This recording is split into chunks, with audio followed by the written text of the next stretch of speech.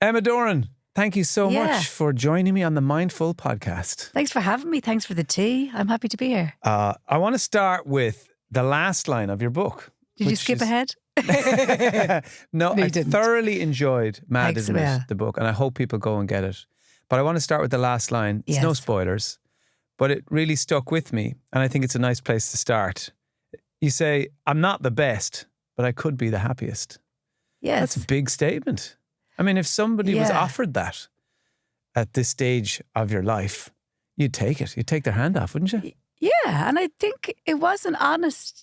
Like statement or whatever, because I think I'm at the point now where it's not even necessarily comedy, but I think it's so easy to look left and right and see how other people are doing. And if you get into that trap, whatever your thing is, there's always going to be someone with a better car or a bigger house or, better looking, better hair, whatever it is. So I feel like obviously I still would have a little bit of it, like, oh, God, that looks great, whatever. But I feel like I'm pretty good now at just kind of stick it in my, like, what I'm grateful for, trying to practice gratitude. Yeah. And I was like, yeah, I'm really happy. I'm really, Well, something like a book can force you to examine. look, Because there's a yes. kind of a default. Are you happy? Yeah, sure. We don't really think about it. It's like, And then you're like, well, what actually does happy mean? Am I happy? Am I content? Am I joyful? Like, there's different layers. Yeah, I So I did think when you look write a into book, it gives you focus, and you kind of have to get some context of how you're feeling and where you are. And I think when I looked back at myself, I don't think you wouldn't have met me and said, oh, she's depressed or she's not very happy, but I wasn't maybe personally fulfilled. We can get into that because I guess your circumstances and where you found yourself as a teenager doing the Leaving Cert, that set you on a trajectory where you didn't have as much time to explore what made you happy, or because you got pregnant in school. Yes. And I loved a line recently. I think it was on the Keep It Tight podcast. Yeah. Deirdre asks you, "Oh, so did you go to your Debs?" And you said, "No, I was on maternity leave."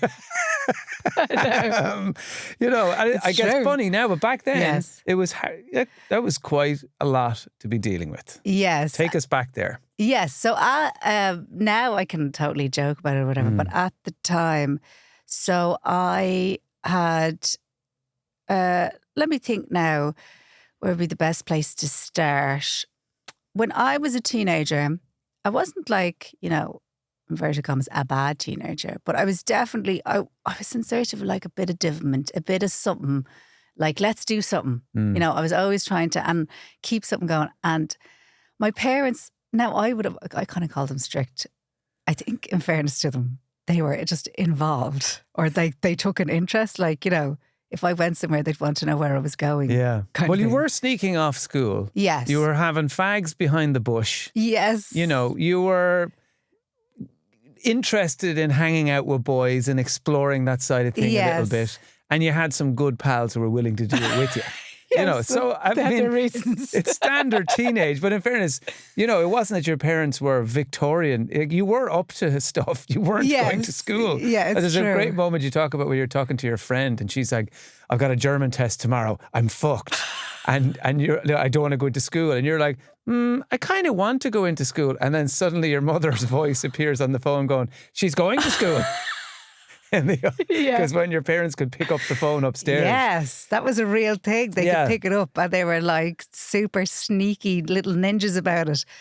But okay, so in fairness, I was kind of messing around a bit.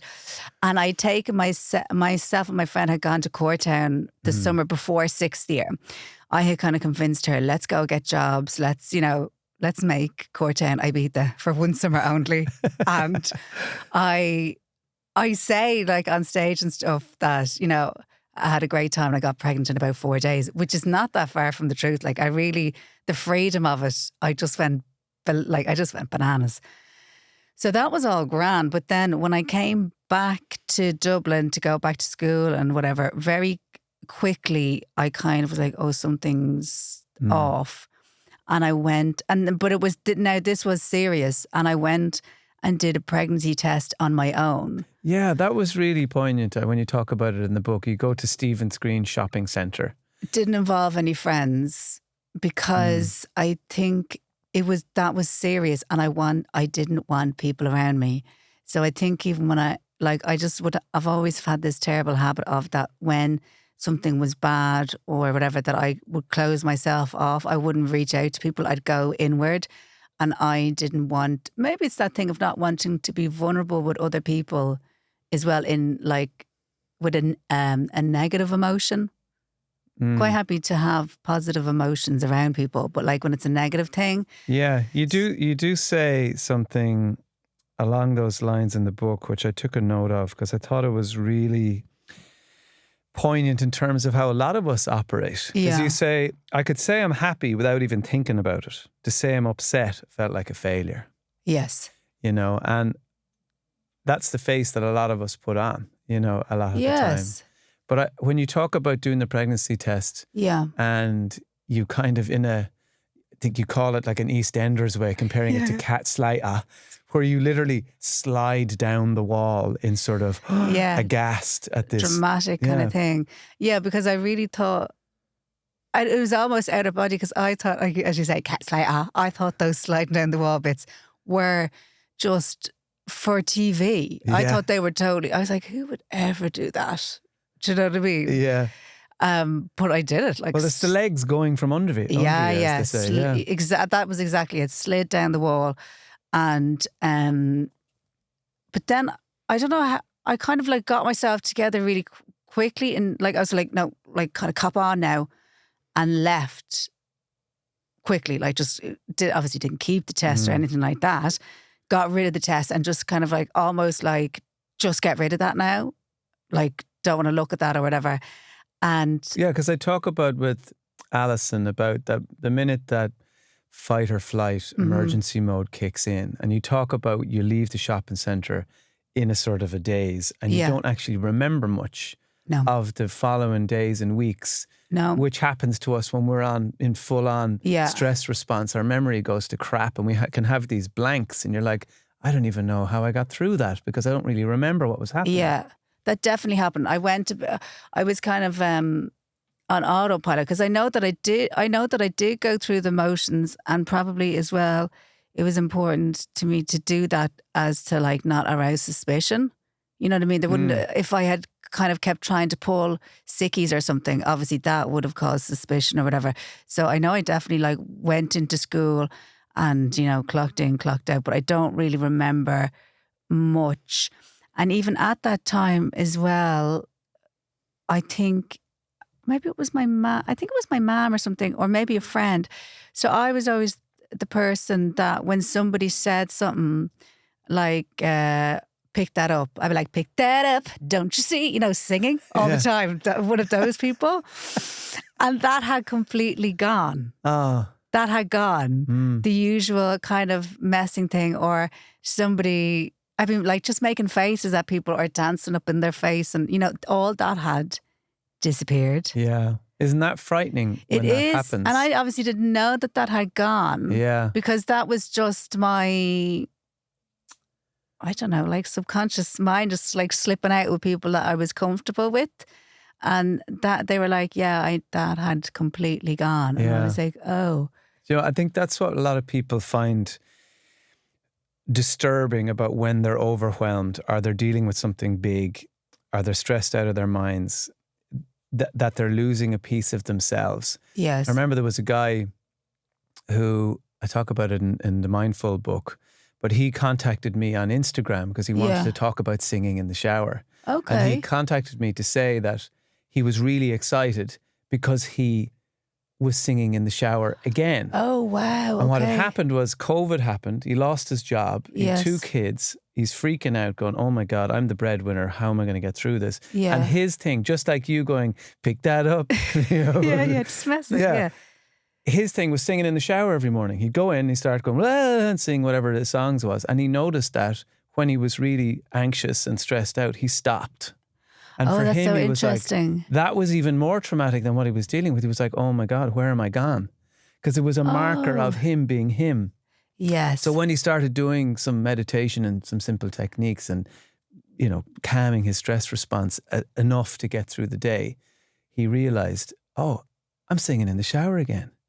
That's so nice. he got back in touch with that. Yes. But I think it's really interesting that you bring that up. That I think it's as well. It's the kind of thing that you're not capable of being in the present in any shape or form. So your all the time in your head, all your thoughts are about this impending doom and this problem and this issue that you have. So you never have a mind where you just are literally, you're just thinking about the sandwich that you're making. You know what I mean? You might start dancing because you're like, oh my God, this sandwich is going to be amazing. But if you're all overwhelmed about something, you're not thinking about the sandwich. You are thinking about the big, massive problem in your head. And you're just like burrowing your brain into these holes of like, maybe if I fell down the stairs, that would solve everything. And, you know, like, just because I was just in my head the whole time, just like digging holes in my brain. Well, that's what we do when something like that. And it is so hard to stay in the present moment. And it's easy, you know, as a meditation teacher to be going, guys, just stay present until some big thing comes and wallops you. Yes. You know, you really have to dig deep to try and do that. Yeah. And did you find that because now you're dealing with the teenage pregnancy, all you saw was mothers with buggies, and it's almost like the filter has been taken off life and suddenly you're seeing all this adult world that you were unaware of? All I saw was pregnant women, buggies, bumps. I'd be like looking at the mothers and trying to figure out, now what age is she? What is she wearing? Does she look happy? Does she look stressed out? I wonder, does she have a job? Does she have a husband? Is that her first child? No, that she looks like she's had more kids. Like, I'd be trying to, I'd be like, my eyes were burning into people's heads. And at the time as well, in Friends, obviously we were teenagers, everyone loved Friends, everyone was watching Friends. Phoebe, the character Phoebe, was pregnant in it. She was like a surrogate for her brother. Yeah. So she was pregnant, and it was just like everywhere I turned, every character on TV was pregnant. Like, it was all I saw. And you were obviously dealing with this in school as well. Yes. Probably learning about pregnancy and all those kinds of things. And you're like, I know, you know, do you want me to step up there and take over? Oh yeah, it felt like in every subject. So now we would have called it a home ec, but social and scientific, we were doing the reproductive system. Our book in Irish was Andrea, which is a story about a young teenage girl who gets pregnant and she resolves it by putting her head in an oven. We were getting sex. That was finally when we were getting sex education, when we were actually... The big day had come that we were going to there had been word that we were going to talk about sex. We talked about periods for, 12 years or whatever. And I'm like, it's too late. What age were you when you're getting your first proper sex education? 17? Sex, yes. Isn't that so ridiculous? Yeah. I mean, it's different now. In sixth class, it would have been periods. Maybe fifth or sixth class. But like, some people already have their period, obviously, by that stage. So when you're actually finding out like the act, the act of sex. I love that you're doing it in everything. You go into woodwork and they're like, okay guys, we're going to make a vulva out of wood today. It was just like, I just felt like it was everywhere I turned. I was like, oh my God, I have to get out of here. So, I was just completely... And then obviously the Leaving Cert on top of it. So it's crazy. That's what I was wondering. And I guess maybe when you're younger, you have natural resilience, perhaps. Yes. Maybe it was all just so overwhelming. You just stick with the plan. And you talk in the book about your parents just going, you're going to have the baby, you're going to do your Leaving Cert, and you're going to do this course. And that sort of, everybody went, okay, great. But no one had worked out, how the hell are we going to do this? Yes. But at least you had a plan. Do you think that helped? I think a plan actually really helped, because I think I had always been I think I'm quite a driven person, and I had always been quite a driven person. But perhaps I had focused my attentions to other things, like how are we going to get away with like drinking in this place tonight or whatever. And I would really go into detailed plans about all the stuff so we could try and pull these things off and like work on the plan for a couple of weeks.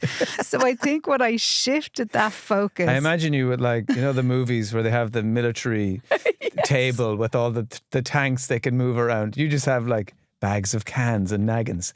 We go in through this gate. We smoke behind this bush. Our parents will be coming from the east. Of course. It's like, we flanked them. Laura, you tell your mom you're sleeping in. Anya says, Anya, you tell your mom you're sleeping in. Michelle says, stick with the story. Stick with the story. So I think if I just focused on something different now, and there definitely was, I think the first couple of months I lost because I was just like, what the hell is going on?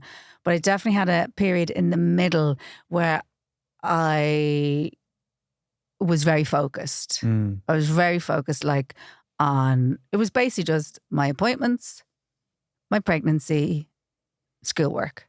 That was it. You don't talk about crying into your pillow at night, or were you upset, or how were you dealing with the sort of day-to-day stress of what were your emotions doing?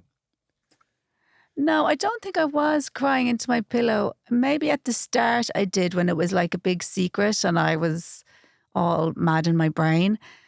I actually used to talk to my mother just like nonstop. So she really became I would go as far as to say counsellor.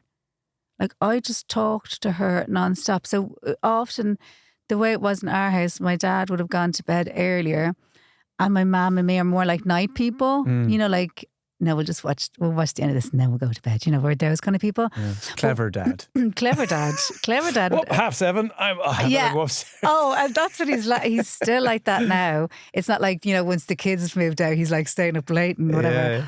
But so he'd head off and we'd hear him. He'd blare the radio and then we'd hear within 2 seconds and we'd be watching our telly. But we would just have great chats. And sometimes at those chats there would be like tears. A lot of the tears I'd say was of at that time like frustration.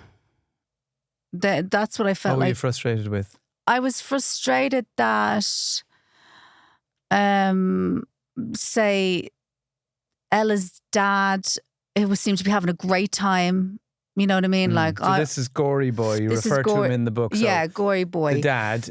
Gory Boy. He seemed to be taking a more lax approach, which happens naturally because, you know, with men, because we're not actually carrying the child. So you maybe have the added luxury of putting off telling people a bit longer or ignoring it a bit longer. Yeah, I suppose, and you're never going to have the thing of walking down the Street and people know that you're having a baby. You know, it's you don't have that side of it. So I think frustrated with that.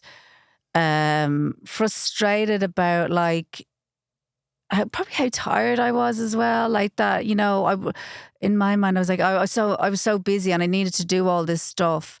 And then even things like I was about like how my body was changing, but it's not like, I can't really describe it. It was more like, yeah, I was like annoyed at my body. It wasn't really like, it's not like I was kind of looking at my body going, oh my God, the state of my body. Because I knew obviously that it was logical that I would get bigger because there was a baby growing inside me. But I think it was more like, I was like, oh, look what it's doing now. It's after giving me stretch marks, fuck's sake. Like it was, I don't really know what it was, but I think, it was, do you know what? It was probably the tension in my body. And a lot of the time I'd say the crying was just like releasing the tension. There's a nice bit where you talk about your brothers. Oh, yeah. So you have 2 older brothers. 2 older brothers, Sean yes. and Simon. Yeah. And at the start of the book, you know, they're typical older brothers just basically tormenting their little sister. You're throwing things at your head so that you drop the TV remote control and then they take it off you and watch sports for the day. Mom! Yeah. Or try and watch sports for the day because your dad was too cheap to buy Sky Sports. So that was their main mission in life was to have more access to sport and teletext. God. Teletext was just a poor relation to television of any kind. But there's a moment where they leave you a little note, or they text? They tell me. They tell you. They tell me. Yeah, they tell me face to face, both at different times or whatever. And like it wasn't like they told me like privately when I was on my own with either one of them. So one brother's approach was, he said to me, "Oh, I'm your big brother. Like I'll always look after you, and I'll always have your back and all this kind of thing." And then the other brother said, "Do you want me to beat anyone up for you?" Well, isn't that the perfect support structure? Yes. In your house? So totally. You have a dad who's there, very supportive, yes. but stand back, come to me if you need anything. Yes. You have the mother who's like, talk to me about everything. Yes. And I'll guide you hands on. Totally. Then you have the brother who's just reminding you of how supportive he is and that he's got your back. Yes. And then you have another brother who's active and will go out into the community to physically beat someone up for you if you need the action man. I know. I mean, that's a great support structure for going through something like that. It actually was. And it was so, like I'd always been close to my family in different ways. You know what I mean? Like I wouldn't be, even now, it's not like I'd be like constantly on to my brothers all the time. And we all would have our own little grooves with each other, our own individual relationships and styles with each other. But I think all their reactions, like I'm not saying with, the split second that they find out, and obviously when people find out something big, they do need a little bit of time just to sit with it and have a little think. But everyone was great. And I'd never really spoken or had those things said to me by any of my family members. So I was kind of like, I knew that we all like loved each other, and I loved, all that, because I think if you're in, a regular household, you kind of just go, oh yeah, like we all love each other, we're all family, whatever. But my brothers had certainly never kind of vocalized how they felt about me. Obviously both in two very different ways or whatever. But it was good because you do it was like nice. The boss and his goon. And the brother who was willing to fight, he meant it. Like it wasn't an empty promise. Yeah. He was just like, do you want me to go and beat somebody up? And I want a bunch of fives. Yeah. I think he was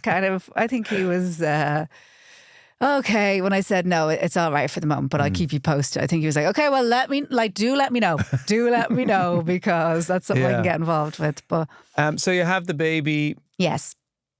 You talk about other moments in your life. Obviously you went to college, you did a course while you had little Ella, and she's growing up. You're living at home. What stage then eventually did you move out? I moved out, I think I moved out around 24. About 24, something like that. And you start working. I start working, yeah.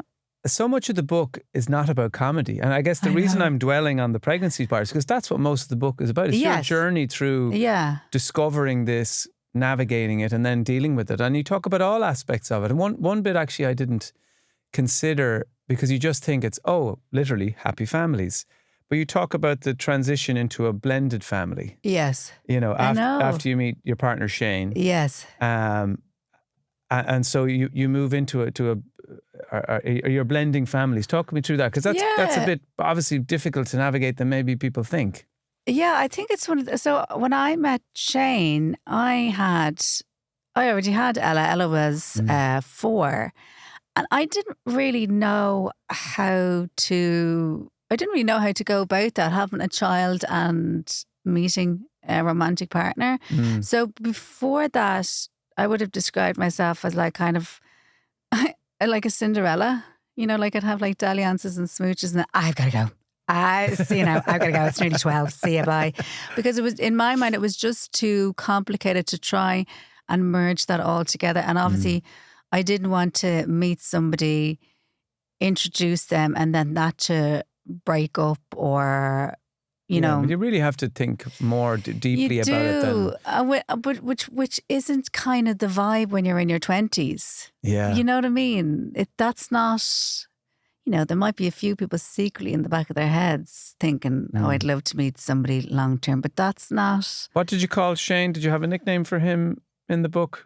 Was he Ridey? Oh, maybe Ridey Boy. No, was he Ridey? I think I called him Shane. Oh, well, when I saw him because there's lots of different names. First of all, there's a guy called Green Fingers Gary, who was basically a hot gardener in a park. Yes. Who a friend went to chat up on your behalf. I know, when you think about it, so sad. A park. Like, that was the lack of social life that I had. Like, somebody, like, obviously now people, and when they're more mature, they might meet up for coffee dates, but that was not the vibe back then, like going up to somebody in broad daylight to chat to them. And eventually after a few weeks, my friend was like, I'm just going to go up and chat to him. And then the report came back that like he was not the full whack at all. So poor Green Fingers Gary just wasn't all there. Wasn't all there. And I was like, oh my God, like my radar for these things is so off. You know what I mean? I wasn't in like the dating world, or like, you know what I mean? Yeah, I hadn't a clue what was going on. Hadn't a clue. Well, you liked Shane because he looked good in Snickers trousers. Yes. So an electrician. He was an electrician. I was working in Dundrum shopping centre. I was going to give it its proper name, but I was like, can I read Dundrum Town Centre? But I was in a community radio station there. So that actually, for me, that was great that I actually got that job. I'm sure to some people they were just like a community radio station, whatever. But for me, that was like a way of me to try and do something like creative or something. But it was like, it was actually like a FOSS course that I got in on. So I was kind of like, okay, that's kind of, it's not, it's one step closer or whatever.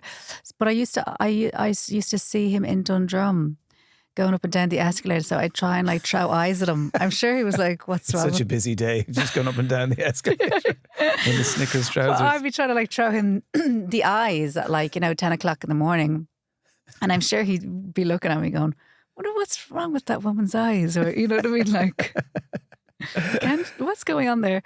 So what did I do? And I think when I met him, I basically used to do this thing of I would meet him, but or we'd go on nights out or whatever, but I would get back home. I'd always have to like be rushing back home or whatever. And I was probably seeing him for about, I'd say 6 months before I introduced him to anyone in my family. And then I introduced him to Ella. So what I did was I was picking her up from, I think, an after school thing one day, and we had been together, and I didn't really plan it, but I was like, okay, now's the perfect time. And Shane was in the car, and I said to Ella, oh, this is my friend Shane, we're just dropping him back or whatever. So I thought, great, now that's a little casual meeting. He's my friend. I was like, perfect. And then sure, when I spoke to Ella about it years later, she's like, oh yeah, I remember that, totally. She's like, I knew exactly what was going on there. And I was like, oh my God. She was like 5 or 6, yeah. And I was like, God damn it. But obviously she just felt. So I think that made me go, oh, that's interesting that like, people can feel, or like kids in particular can feel stuff in a room. Yeah. It doesn't really matter what you say. They know what's signals going on. But I did try and. I thought it was interesting when you talk about when Baby Joe was the second one, so that you're having together. And there was a part of you that maybe irrationally, of course, but was worried that he would have stronger feelings for his own child than little Ella, who he wasn't the biological father of. And that's something that I never thought of. I was like, oh, again, like blended families, you just think, oh, well, sure, happy families, but there's things that come into your head. I think your mind like wanders sometimes. So I definitely thought about that. I was like, oh, is the whole dynamic going to change now? Because by that stage, Ella and Shane were like the best buds, you know what I mean? And then I'm like, oh, now is this going to change everything? Or is there going to be like a markable difference about how he feels about Joe, his biological son, compared to Ella? I had that. I definitely had that worry. Yeah. And it's not a logical worry, but it must be something to do like with the hormones or whatever. But I definitely started worrying about, if there's something to worry about, I was going to worry about it. Are you a worrier? You don't strike me as one. I think what I do is if I have a decision to make, I try and make it as quickly as possible so that I don't have to, because I always feel like with most things, I probably know the decision I'm going to make anyway. Mm. So I'm not going to start doing like pros and cons and list or whatever. I'm just going to think what is my gut reaction to that, and then I'll just answer it that way. They say one of the definitions of our signs of mental toughness is that you're able to jump from tenses with reasonably easily. So you're able to spend some time in the past in your head, stay in the present, go into the future, and no particular tense is overruling everything else. Yes, so if you live a lot in the future, you tend to be a worrier. If you live a lot in the past, maybe a bit shame and guilt and those kinds of things. And you strike me from the book that you seem okay with the past. You seem happy with the present, and you're excited about the future. And I guess that's where we want to be.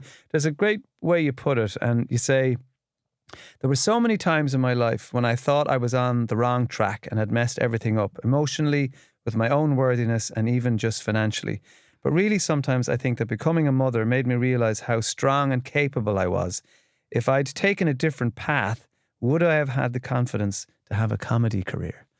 Yes. And I thought that was amazing in terms of, you know, understanding and appreciating your real resilience in the past, what young you had dealt with. And what you've navigated in your life, and what you've done with your wonderful kids, because you've got 3 now. And a lot of people would think, oh, the family thing and the different path would stop me from doing stand-up comedy. Yes. I should have been in the clubs at age 21, you know, but you didn't go that route. And actually, the fact that appreciating what you have navigated in your life has given you the strength and confidence to go and do a job that most people are terrified of. Yeah, I do try and look at it like I'm not, I don't dismiss before I did Comedy Me, or I'd think, oh, I wasted so much time, or I really wish I would have done that sooner. It's like, well, no, I did it when it was time to do it. And so funny now, I was 29 when I started, and I thought 29 was so old. You know what I mean? But I suppose like I've been around for a while. I had a 10-year-old by that point, so I did feel kind of old. But then I think that I probably got better a lot quicker maybe than other people, because I had so much experience, and I kind of knew who I was. I wasn't trying to figure out who I was on the stage. I already knew who I was. I wouldn't say I came at it fully formed, because that's not possible. But I definitely remember when I started, a few other comedians came up to me and they were like, how long have you been doing it? And I'd be like, oh, this is my 3rd gig. And they were like, really? So I think the time that you spend doing other things, and like there's no such thing, I don't think, as a waste of time. Really. Well, I think that's really important, because a lot of people spend their time thinking that there were periods in their life that were a waste of time. No. I mean, I worked in film in my 20s, and kind of just, my life was sort of built around going for pints. When could I go for pints? Yeah. You know, doing a job that wasn't particularly, I was essentially making cups of tea for people on film sets. You know, it wasn't stimulating. Oh, yes. Yeah, hours I did of that. standing around. Yeah, I know you talk about that a little bit too. And when I look back, I think I can fall into the trap of going, man, I would love to have seen what 20-something-year-old Dermot would have done if he wasn't boozing. Yes. And was fit and just was following things that he was really had the courage, you know, because at that point I was embarrassingly shy, you know, around authority figures or grown-ups, even though I was one. You know, I would blush so easily, I would sweat, you know, and I needed 3 cans to just get myself into a position where I could interact socially, you know. Yes. So I was dealing with a lot of that, but I didn't even realize I was. But I think people can fall into traps of sort of bestowing this grand plan or potential on our younger selves. Yes. When really back then we were still us and we were doing our best. And it's unfair to write it off as a waste of time. I think don't write it off. And I think as well, at different stages of your life, different parts will take will be more of a focus. So even you talk about like, you know, being on film sets and making cups of tea, it wasn't, you know, you could say that was a waste of time.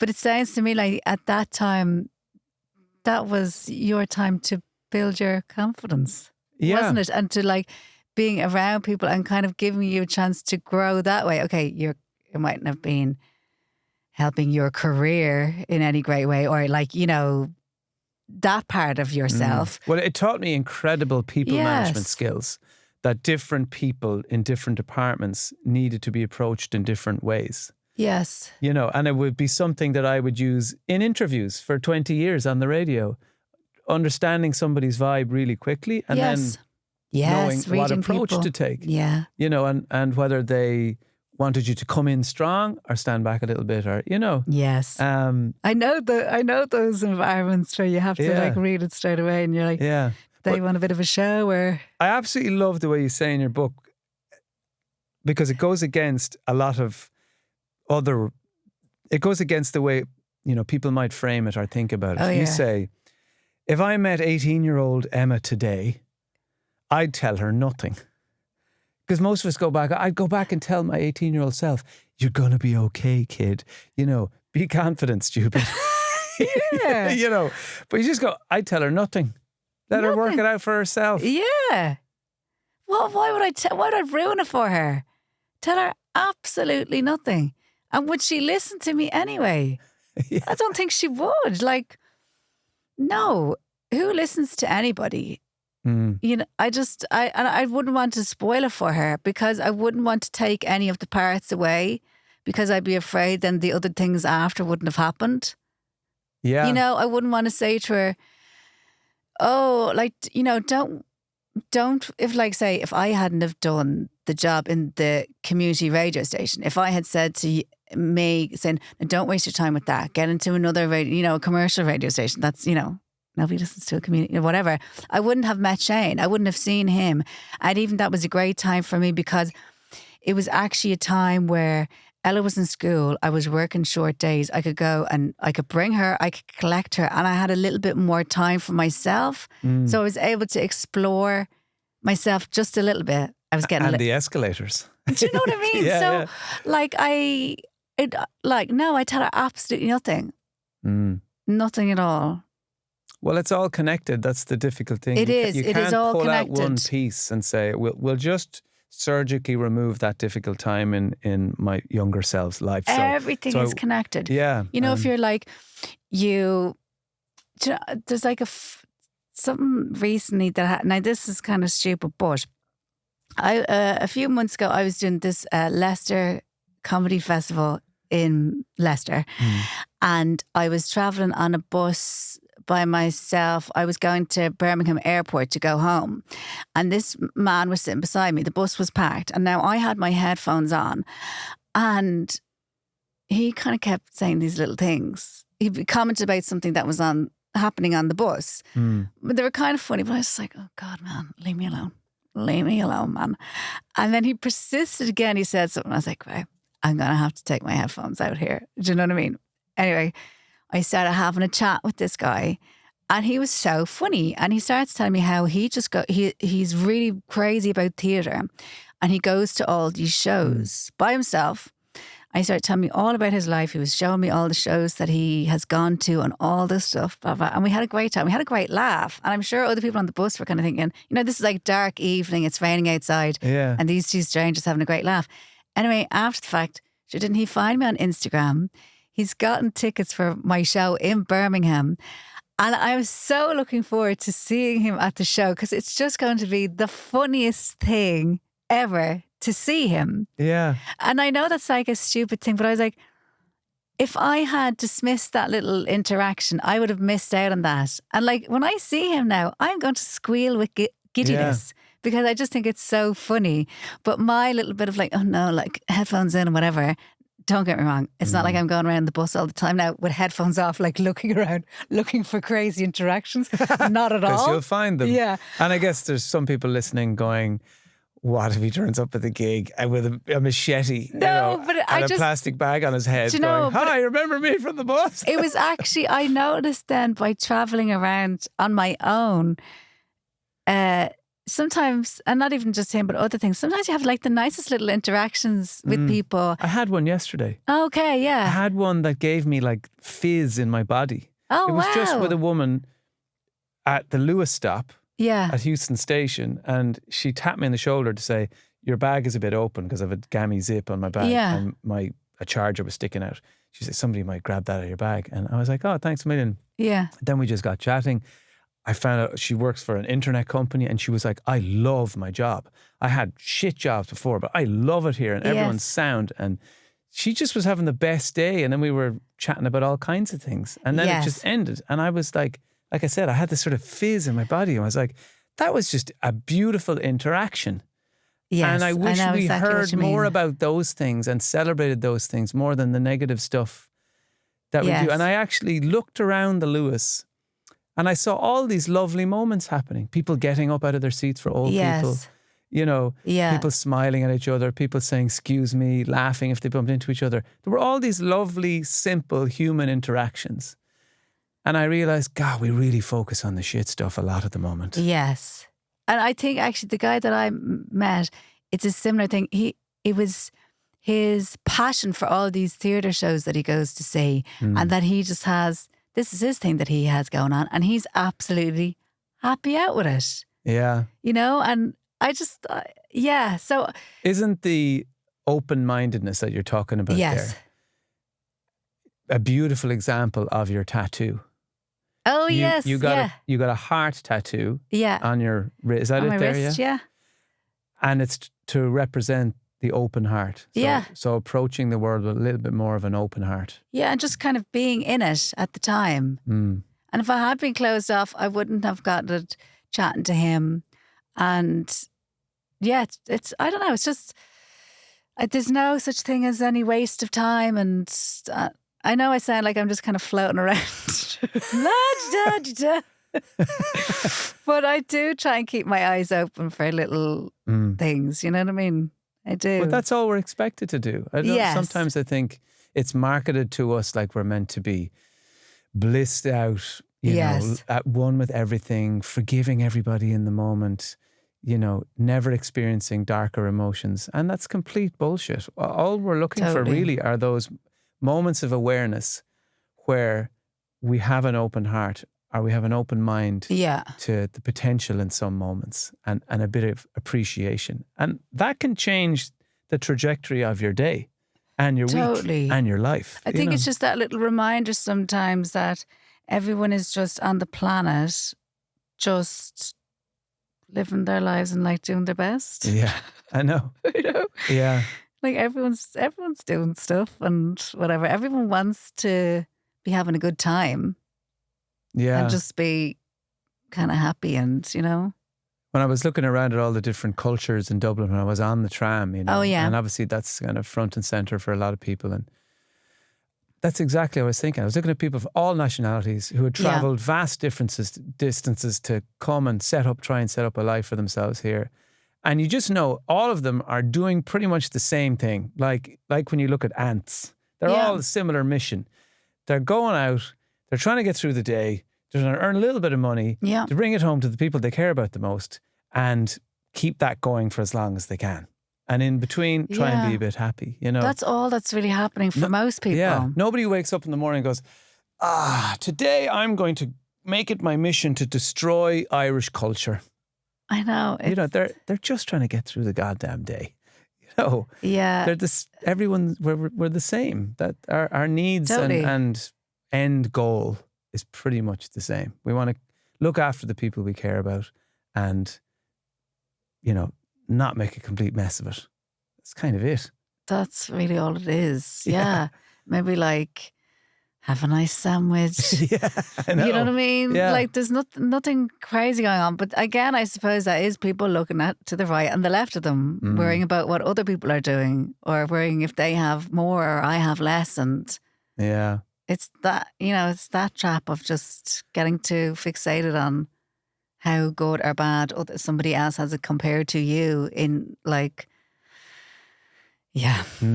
Well, I want people to read Mad, Isn't It? It's hilarious. It's really honest. I thought it was really interesting that you didn't go too much into your life as a comedy performer. And I was like, there's got to be another book coming out that's going to explore that whole side of things. Maybe. There's no plan as of yet. But thank you. And people obviously should listen to your podcast as well with the wonderful Deirdre O'Kane. Keep it tight. Keep it tight. Which is absolutely hilarious. We have a lot of fun, I have to say. And you have that beautiful partnership, that beautiful combination that I was very lucky to be a part of something similar on radio with Dave for so long that it seems effortless. Now I'm sure it isn't because you're making a podcast, but you can't.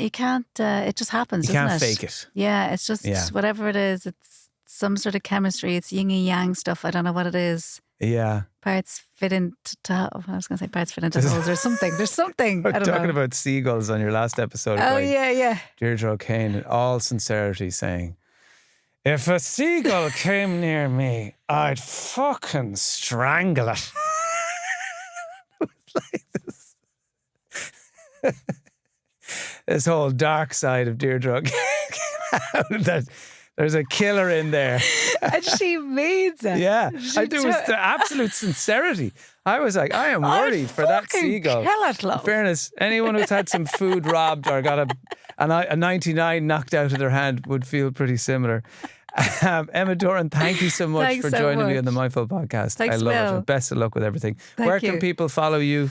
Oh yes, where am I? Emma Doran, comedian on Instagram, and most of the bits are there. There'll be some sort of link. They're fantastic. Comedy sketches Thanks, are great. Will. Go check it out. Thanks, Emma. Thank you.